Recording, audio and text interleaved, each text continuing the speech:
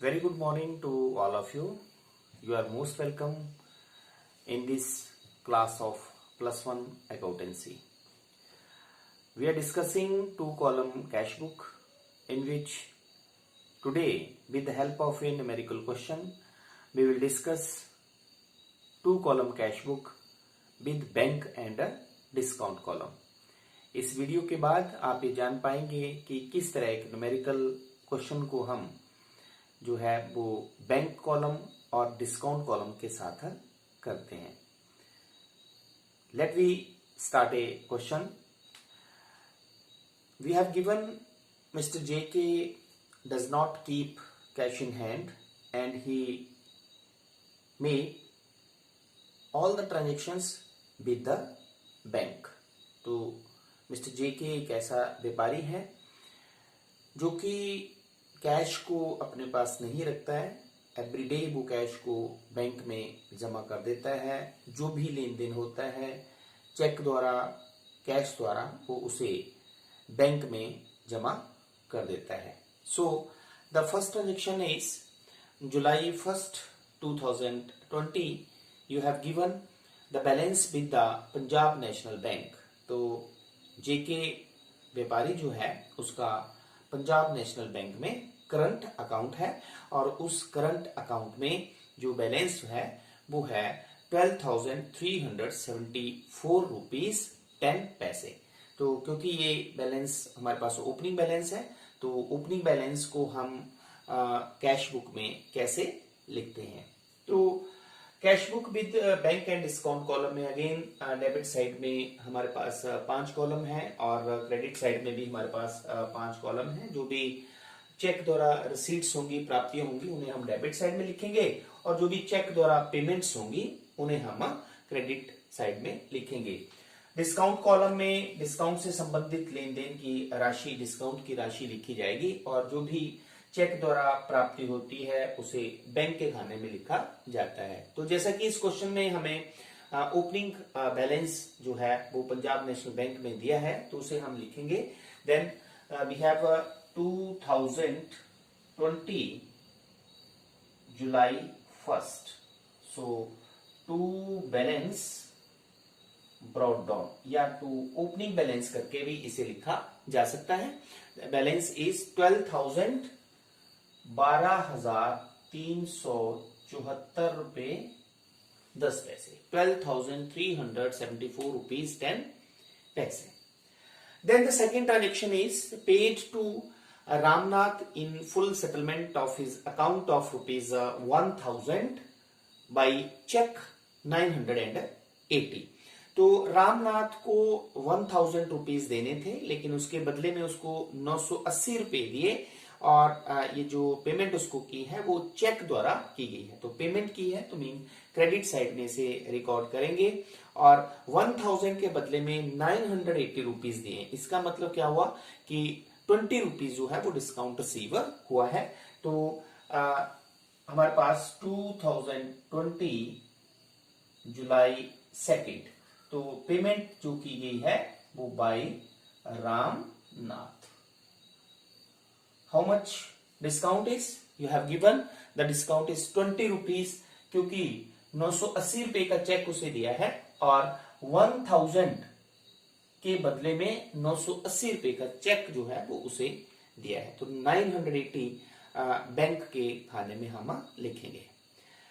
After that the next transaction is 4th of July. Sales against the bearer check 1,000 and discount allowed rupees 50. तो माल बेचा गया लेकिन जब माल बेचा गया तो उससे हमें जो है वो राशि मिली, चेक द्वारा मिली. इस बियरर चेक जो बेसिकली हमने आपको कल बताया था कि चेक दो तरह के होते हैं.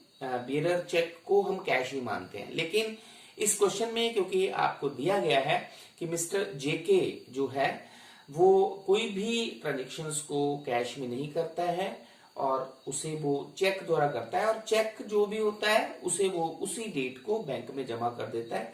तो इसलिए इस लेन देन को जब हम लिखेंगे तो July 4 to sale account. How much 1,000.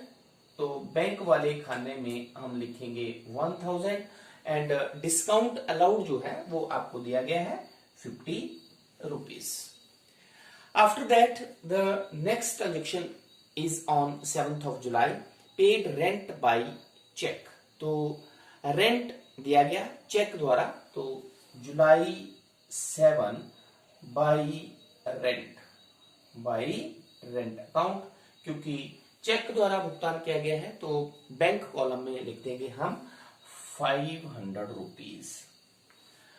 After that we have on 8th of July paid salary. तो सैलरी का भुगतान किया गया, तो अगेन बाय सैलरी, क्योंकि पेमेंट की गई तो उसे हम पेमेंट साइड में लिखेंगे। And how much amount is 1080 rupees 55 पैसे, 1080 रुपीज 55 पैसे।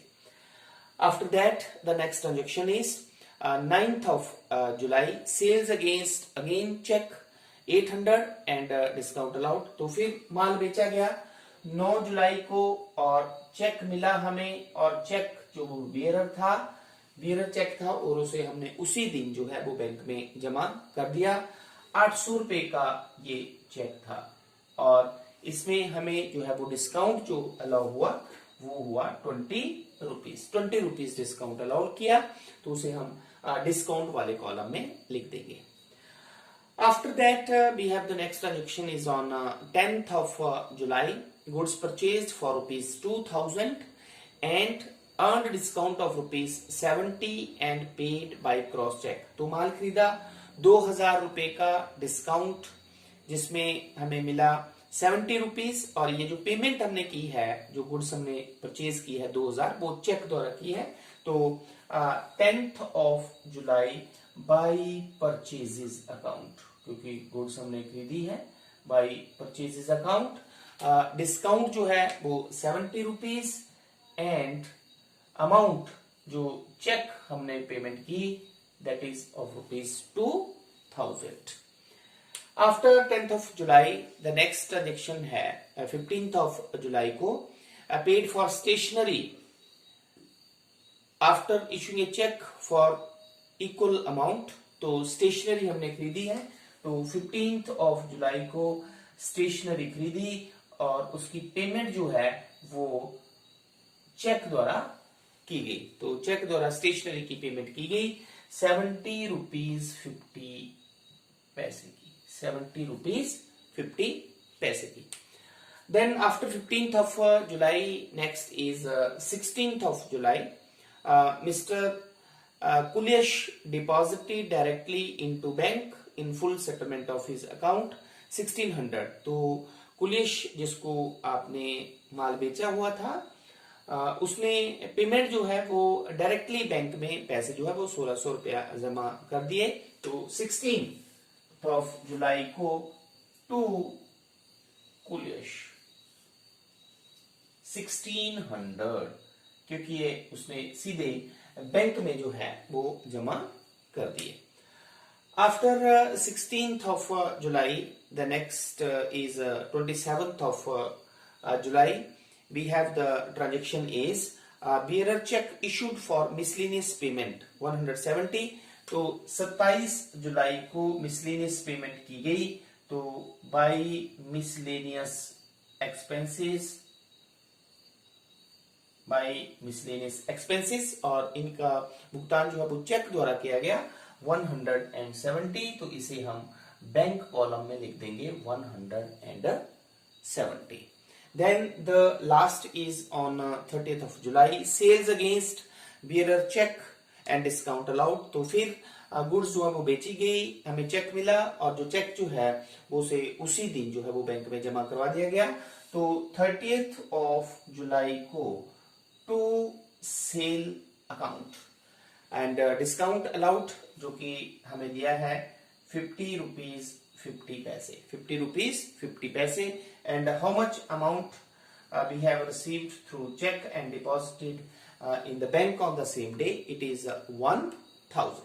तो इस तरह से आपने इस न्यूमेरिकल क्वेश्चन में देखा कि हम बैंक से संबंधित लेन देन को दो खाने वाली रोकड़ पाई, जिसमें जो है वो डिस्काउंट कॉलम और बैंक अकाउंट में कैसे लिखते हैं। तो अब हम टोटल जो है वो करेंगे। तो हमने पहले भी आपको बताया है कि डिस्काउंट कॉलम जो होगा, चाहे वो डिस्काउंट अलाउड है, ये डिस्काउंट अलाउड है, ये डिस्काउंट रिसीव्ड है, इसकी हम बैलेंसिंग नहीं करते हैं, इसका हम टोटल करते हैं। तो जब हम इसका अब टोटल करेंगे तो आप टोटल कर सकते हैं। तो ये हो गया 120 रुपये 50 पैसे। और डेबिट साइड का टोटल अगर आप करें तो 0 1 देन 4 7 7 16,774 रुपीज। ओके, तो उसी तरह अब हम क्रेडिट साइड में डिस्काउंट कॉलम का टोटल कर सकते हैं। It is 90। It is how much? 90। Okay, then अब हम क्रेडिट साइड का टोटल जो है वो रफ में कर सकते हैं। It is 5 then 10 then 1